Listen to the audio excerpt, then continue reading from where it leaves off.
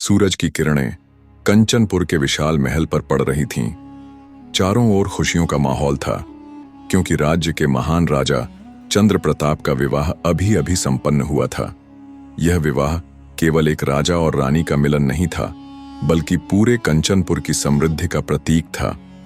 राजा चंद्र प्रताप अपनी वीरता और न्यायप्रियता के लिए प्रसिद्ध थे। उन्होंने अपने शौर्य से कई युद्ध जीते थे और राज्य को सुरक्षित एवं समृद्ध बनाया था। उनकी नवविवाहिता रानी सुंदरता और बुद्धिमत्ता का अद्भुत संगम थी। वह पड़ोसी राज्य विदर्भ की राजकुमारी थीं, जिनकी दूरदृष्टि और नीतियों की चर्चा दूर दूर तक होती थी। विवाह के बाद पूरे कंचनपुर में उत्सव का माहौल था। संगीत, नृत्य, भव्य भोज और दीपमालाओं से महल सजा हुआ था। परंतु इस शुभ समय के बीच कोई छाया धीरे धीरे कंचनपुर की ओर बढ़ रही थी। कुछ ऐसा जो राजा और रानी के जीवन को हमेशा के लिए बदलने वाला था। समय अपनी रफ्तार से आगे बढ़ता गया। राजा चंद्र प्रताप और रानी सौम्या के विवाह को 1 वर्ष पूरा हो चुका था। इस 1 वर्ष में कंचनपुर पहले से भी अधिक समृद्ध हो चुका था। राजा अपनी प्रजा की भलाई के लिए नित्य नए फैसले ले रहे थे और रानी सौम्या अपने ज्ञान एवं नीतियों से राज्य की स्त्रियों को सशक्त बना रही थीं। महल में शांति और आनंद का वातावरण था। इसी बीच एक शुभ समाचार ने पूरे कंचनपुर को हर्षित कर दिया। रानी सौम्या गर्भवती थीं। यह खबर सुनते ही महल में उल्लास की लहर दौड़ गई। महल की दासियां, मंत्रीगण और पूरा राजपरिवार इस समाचार से आनंदित था। राजा चंद्र प्रताप ने स्वयं देवताओं का आशीर्वाद लेने के लिए भव्य यज्ञ करवाया। दोस्तों, वीडियो में आगे बढ़ने से पहले वीडियो को एक लाइक करके अपना प्यार दिखाएं। आप लोगों के एक लाइक से हमें बहुत मोटिवेशन मिलता है। अपना छोटा भाई समझकर एक लाइक कर दें। रानी के स्वास्थ्य की विशेष देखभाल की जा रही थी। उनके लिए राजमहल में विशेष कक्ष सजाया गया था, जहां सुख सुविधाओं का पूरा ध्यान रखा गया। अनुभवी दाइयां और राजवैद्य हर समय उनकी सेवा में तत्पर रहते।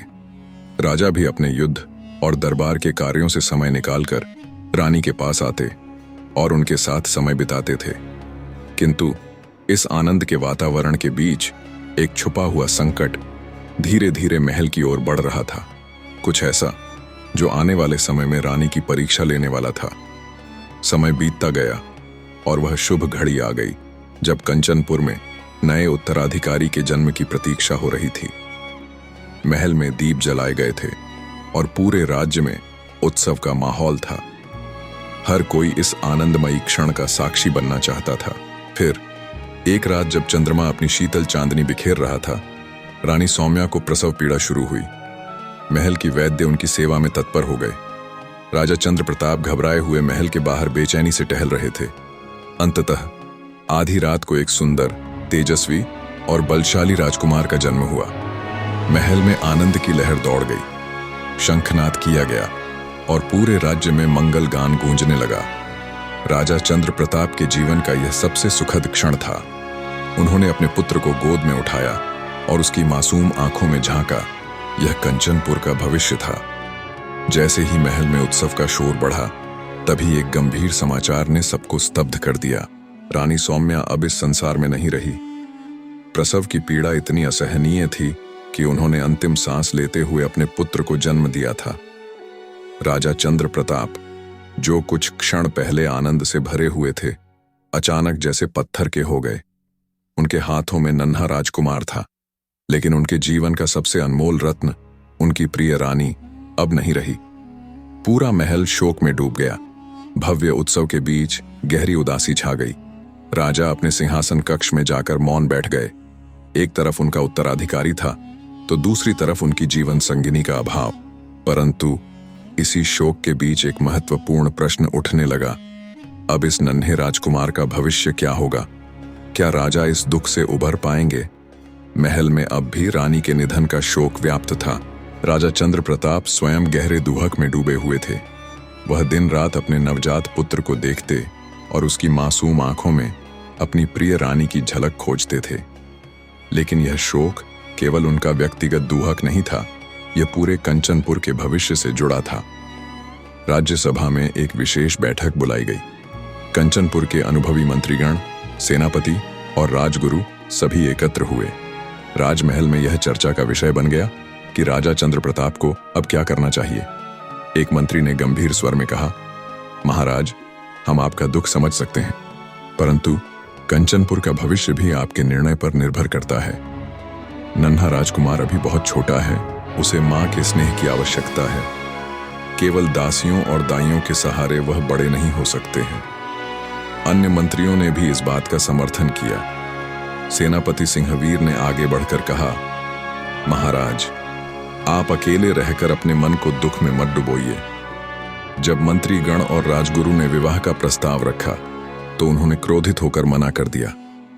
नहीं, मैं अपनी सौम्या के स्थान पर किसी और को नहीं ला सकता, यह असंभव है, उन्होंने दृढ़ स्वर में कहा। दरबार में सन्नाटा छा गया। कोई भी राजा इस दुख को अनदेखा नहीं कर सकता था, लेकिन राज्य का भविष्य भी दांव पर था। महाराज, हम आपका दुख समझते हैं, परंतु एक राजा के लिए उसका कर्तव्य सर्वोपरि होता है। आपका राजकुमार अभी बहुत छोटा है, उसे मां की ममता की आवश्यकता होगी।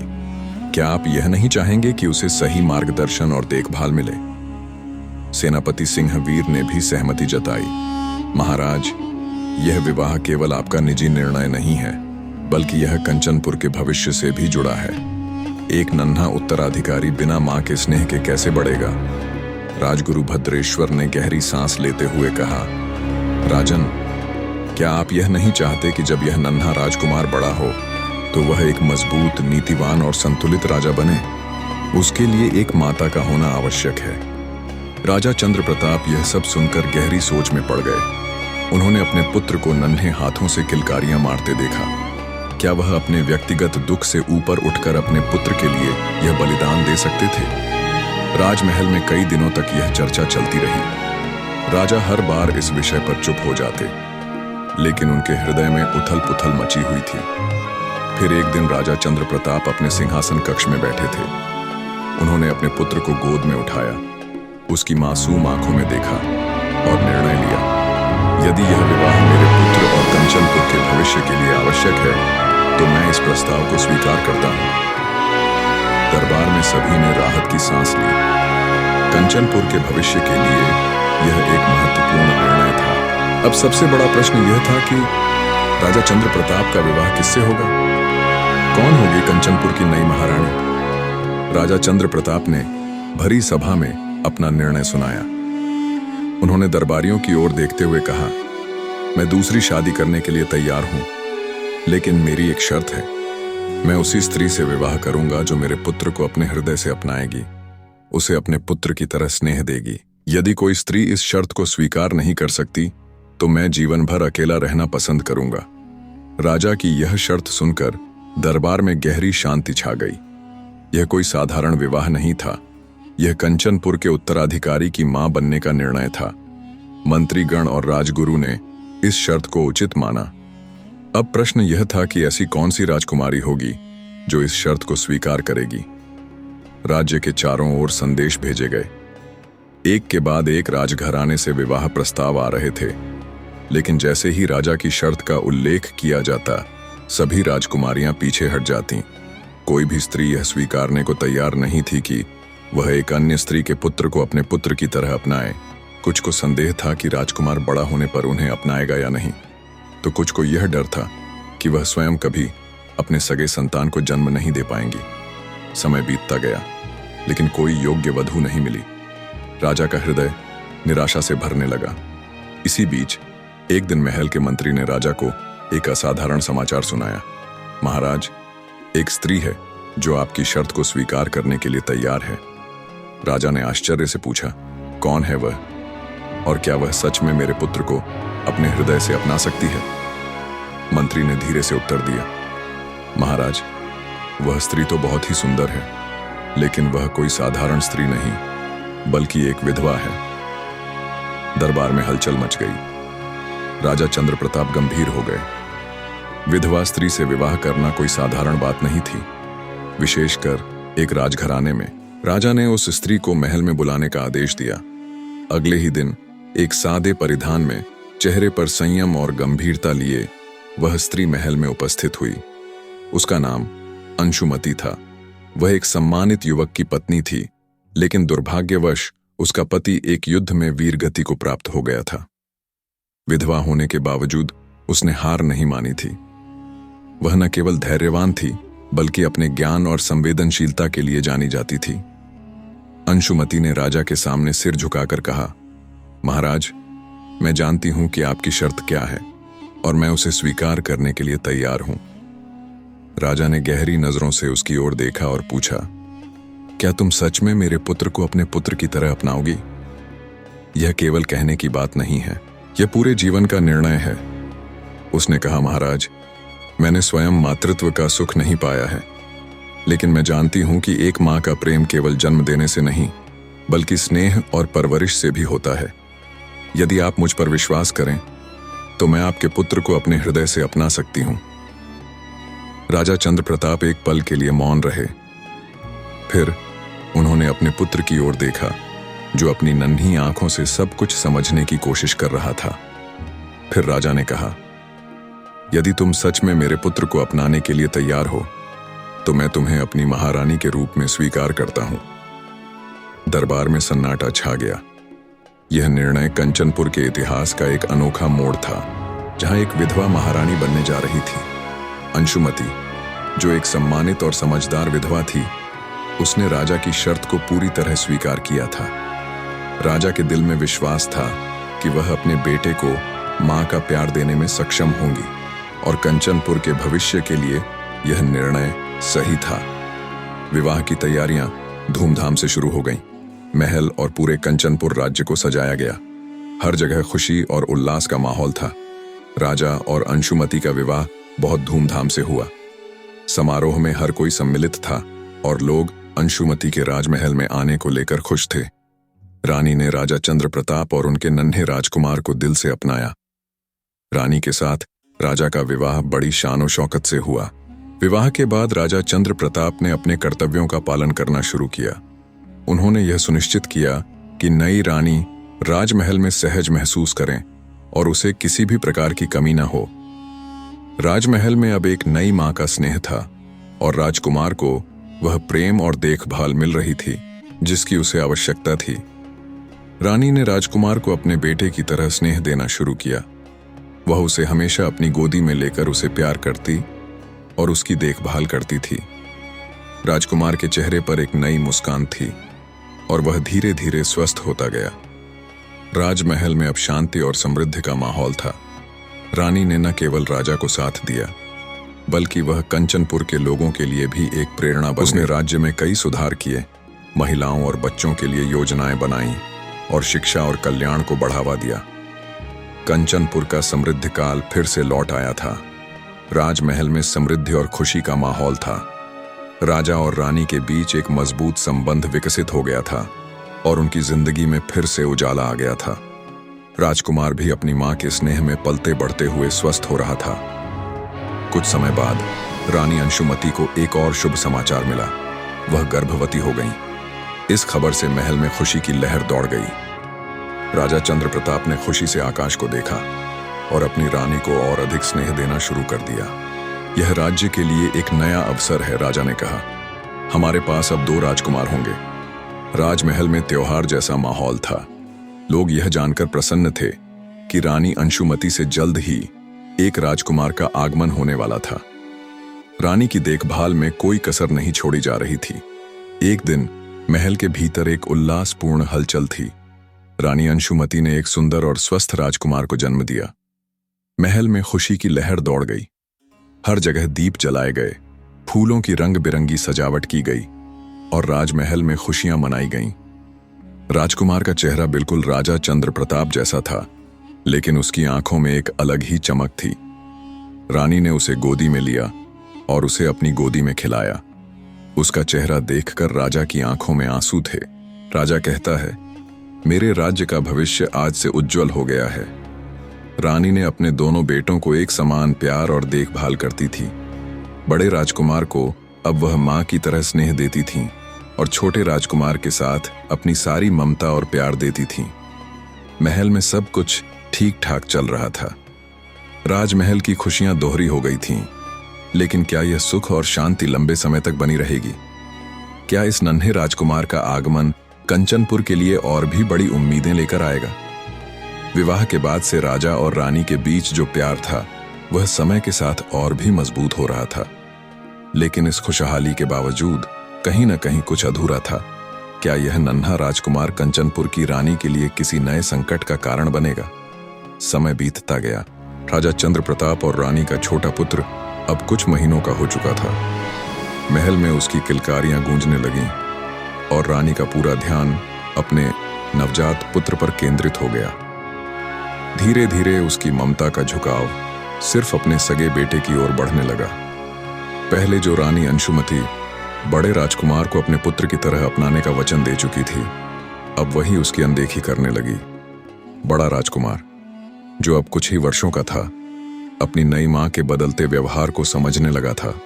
पहले जब वह उनकी गोद में खेलता था तब रानी उसे दुलारती थी, लेकिन अब वह उसे देखकर भी अनदेखा करने लगी थी। वह मासूमियत से पूछता, लेकिन रानी अब उसे पहले जैसी गोद में नहीं उठाती थी। अब वह छोटे राजकुमार को लेकर हर समय व्यस्त रहती। वह उसे अपने हाथों से भोजन कराती, अपने साथ सुलाती और उसके रोने पर तुरंत दौड़कर जाती थी। लेकिन जब बड़ा राजकुमार अपनी मां के पास जाता तो वह बहाने बनाकर उसे दूर कर देती थी।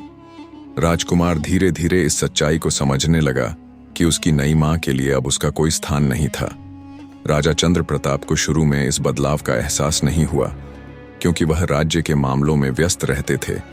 लेकिन धीरे धीरे उन्होंने देखा कि उनका बड़ा पुत्र अब चुप रहने लगा था, उदास रहता था और अपनी मां के पास जाने से कतराने लगा था।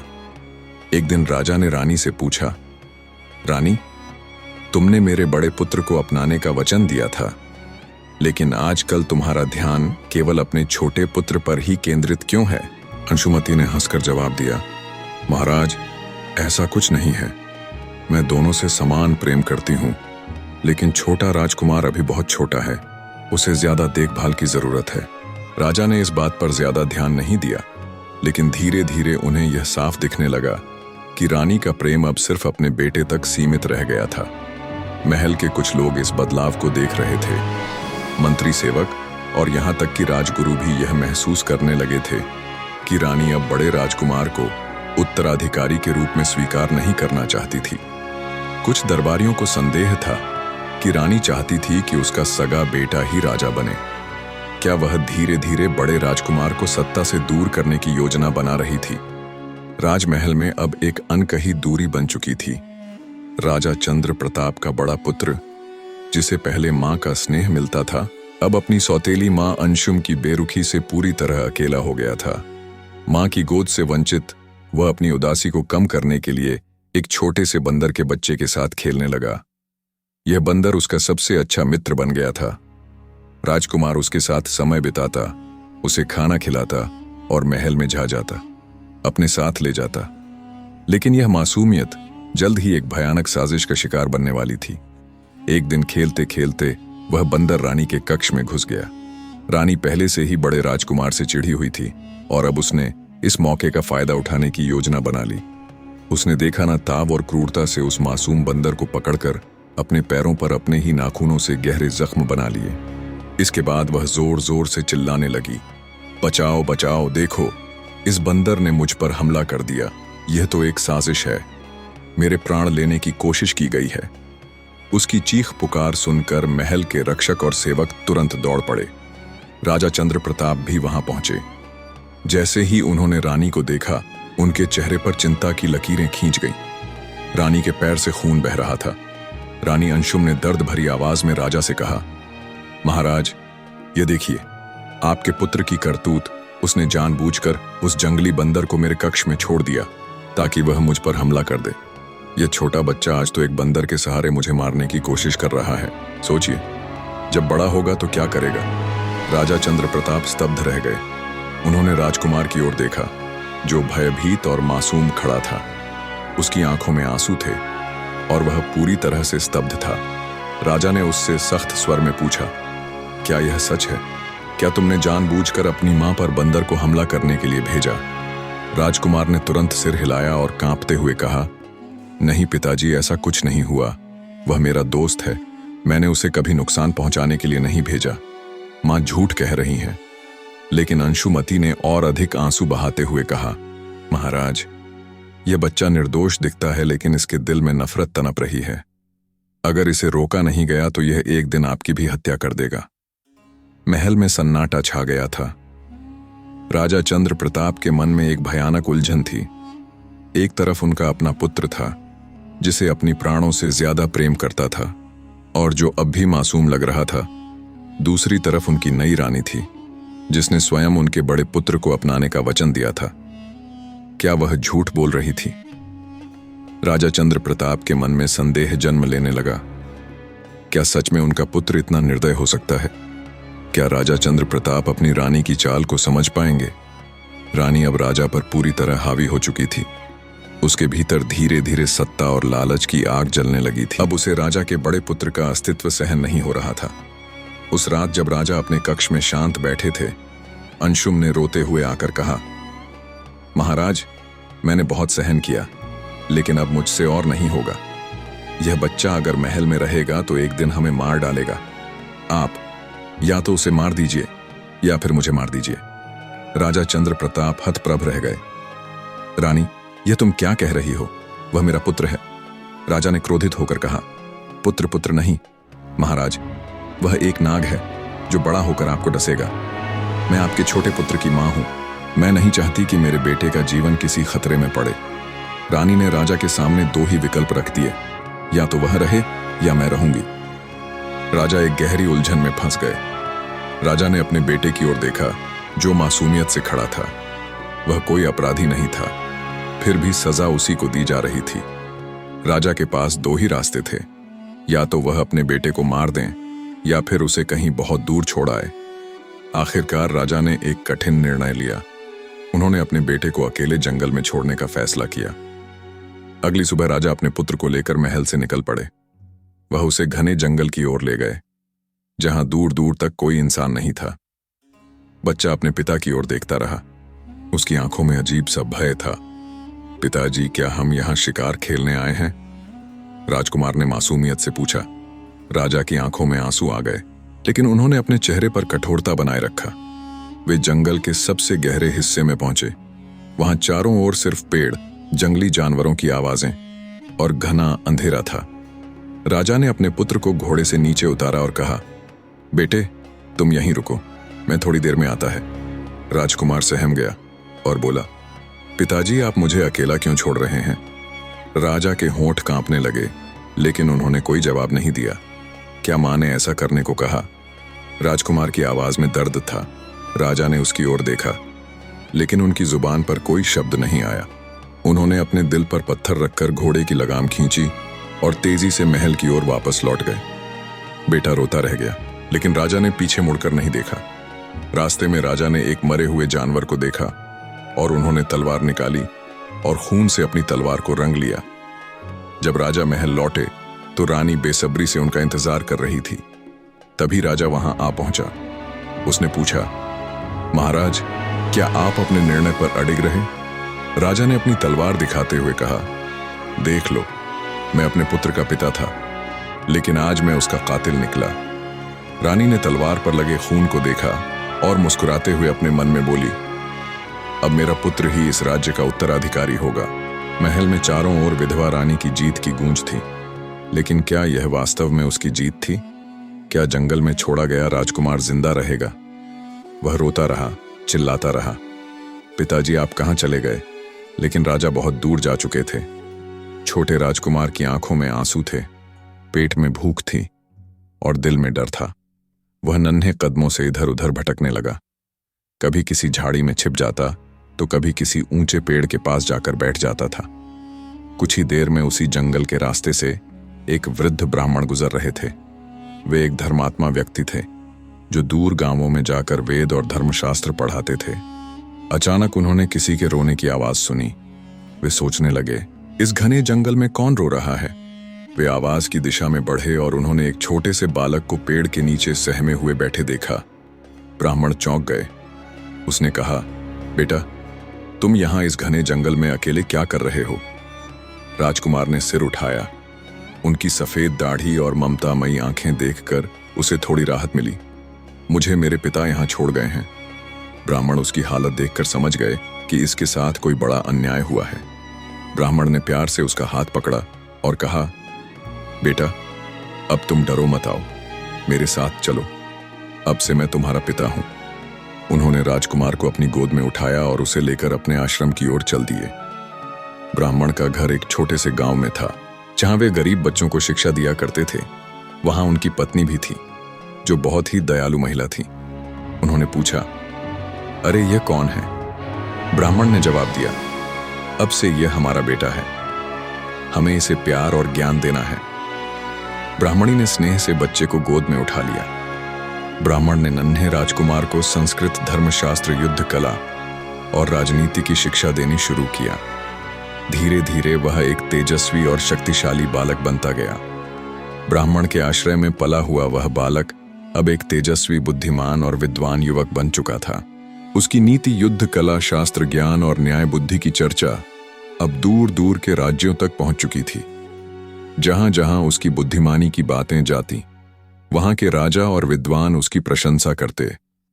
उसी समय एक शक्तिशाली राजा, जो अपनी बेटी के लिए एक योग्य वर की तलाश में था, उसने भी इस युवा विद्वान के बारे में सुना था।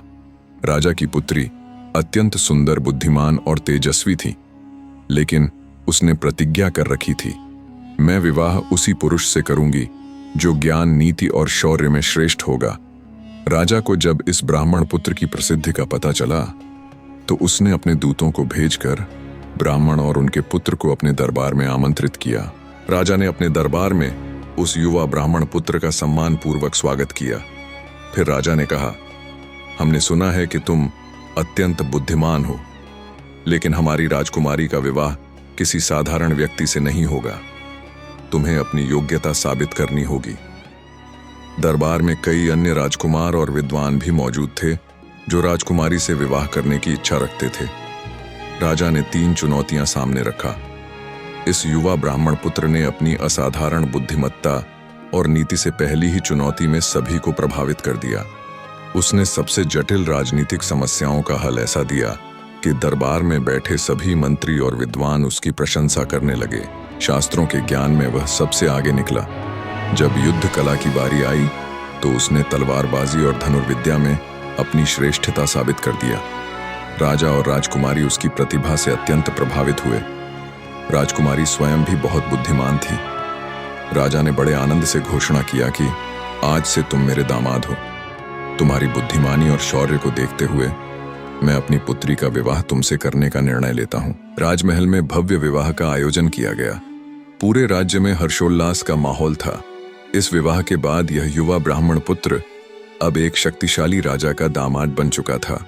विवाह के कुछ समय बाद ब्राह्मण पुत्र, जो वास्तव में कंचनपुर का राजकुमार था, को अपने अतीत की सच्चाई का पता चल जाता है। तुम केवल एक ब्राह्मण पुत्र नहीं हो, बल्कि कंचनपुर राज्य के असली उत्तराधिकारी हो। यह रहस्य उसके गुरु यानी उस ब्राह्मण ने उसे बताया। तुम्हारे पिता राजा चंद्र प्रताप ने किसी के दबाव में आकर तुम्हें जंगल में छोड़ा था, लेकिन अब तुम्हें अपना अधिकार प्राप्त करना चाहिए। प्यारे दोस्तों, कहानी को यही विराम देते हैं। यदि आगे की कहानी सुनना चाहते हैं तो पार्ट 2 के लिए कमेंट कर दें।